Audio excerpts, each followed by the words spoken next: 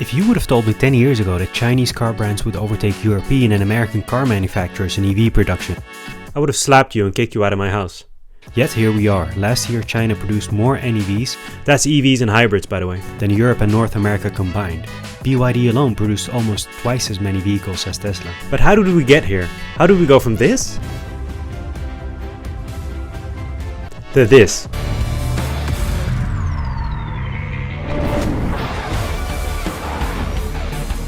In this episode, we'll look at the meteoric rise of China's EV industry. We'll look at the policy incentives that the Chinese Communist Party introduced to nurture the EV industry before other countries were even thinking about EVs.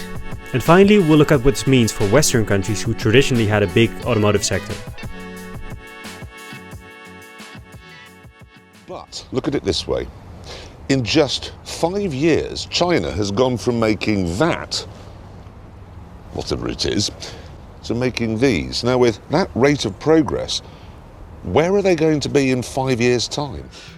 In the late 90s, China was growing increasingly confident in its own economic capabilities. Deng Xiaoping's economic reforms led to an increasingly open market, leading to the economy averaging more than 10% annual growth. Its young population was excited about the future. The atrocities of the Mao era were in the rear-view mirror, and the future was looking brighter and brighter.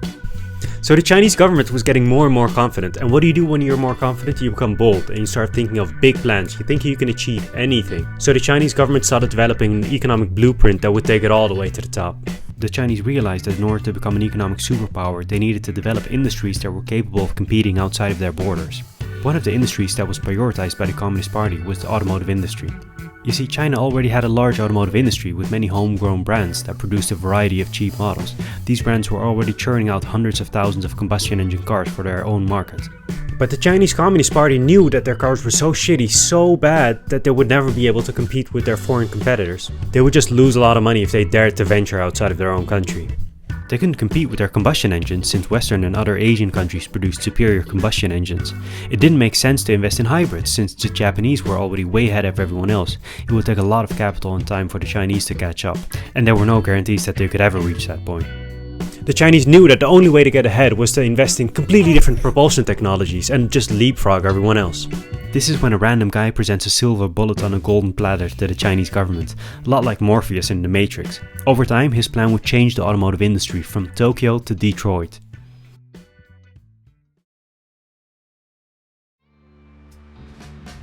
In the summer of 1985, a patriotic Chinese man named Wang Gang traveled from the bustling streets of Shanghai to the sleepy German town of Clausthal-Zellerfeld to pursue a PhD in mechanical engineering.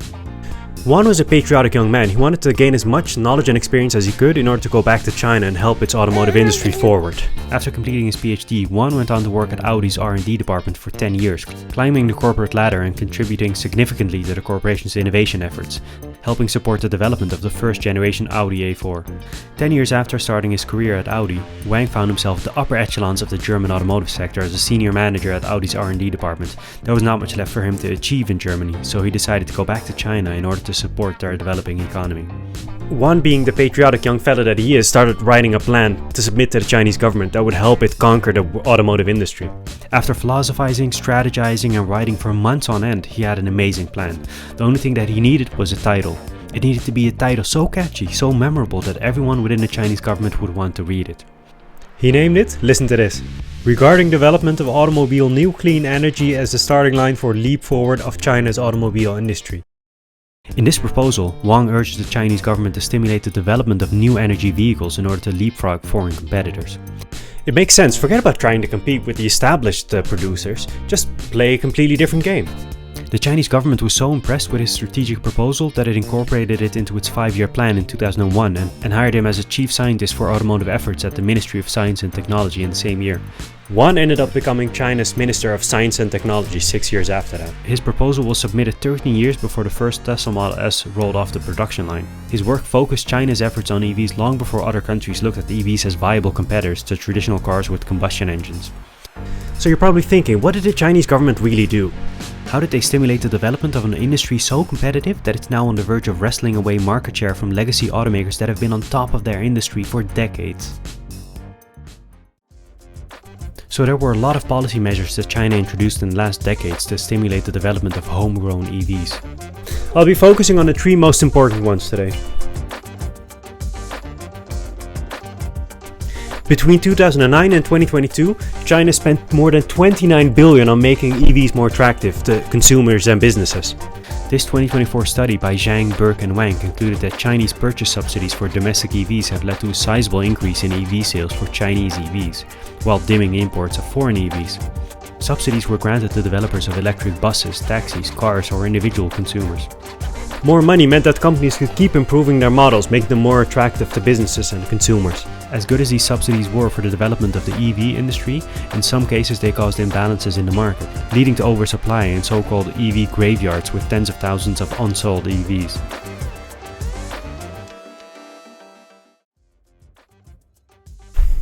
Another important policy measure were so-called procurement contracts. The Chinese public transport network had millions of vehicles like buses and taxis. When a city needed to replace them, it would hand the contract to EV makers in order to keep them afloat. Guaranteed buyers meant that EV producers could focus on R&D without worrying about sales. Some cities like Shenzhen decided to completely switch to EVs to support their local industries and to alleviate congestion and pollution. In certain Chinese cities like Beijing, for example, you have to own a license plate before you're allowed to buy a car.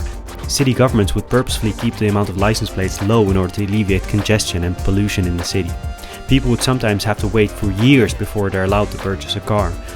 These rationing measures were waived for people that decided to buy an EV. All of these measures made it very attractive for car producers to switch to producing EVs and for consumers to start buying EVs. If I had to wait for years to get a license plate for a regular combustion engine car and I could get one for an EV immediately, I wouldn't even have to think about it. I would get an EV immediately, obviously. You know, I'm a capitalist true and true, but I can't help wonder that under some circumstances, a combination of central planning and free markets can be really beneficial to a country. China's approach to EVs is a great example of this. Policymakers in Western countries took notice of the success of this hybrid approach, leading them to feel as if they need to react in order to keep their own strategic sectors alive. This has led to measures like the Inflation Reduction Act, the CHIPS Act, which are meant to support local chip manufacturing and green tech development and local production of green tech. More forceful measures are also being considered in order to avoid the harmful effects of Chinese policies. Western governments are considering setting up trade barriers that would keep Chinese cars away from their countries. But global markets are now flooded with cheaper Chinese electric cars. This is distorting our market. The Commission is launching an anti-subsidy investigation into electric vehicles coming from China. The last time such an investigation was announced was 10 years ago when Chinese producers flooded the European market with solar panels. I remember the EU narrowly avoided a trade war back then.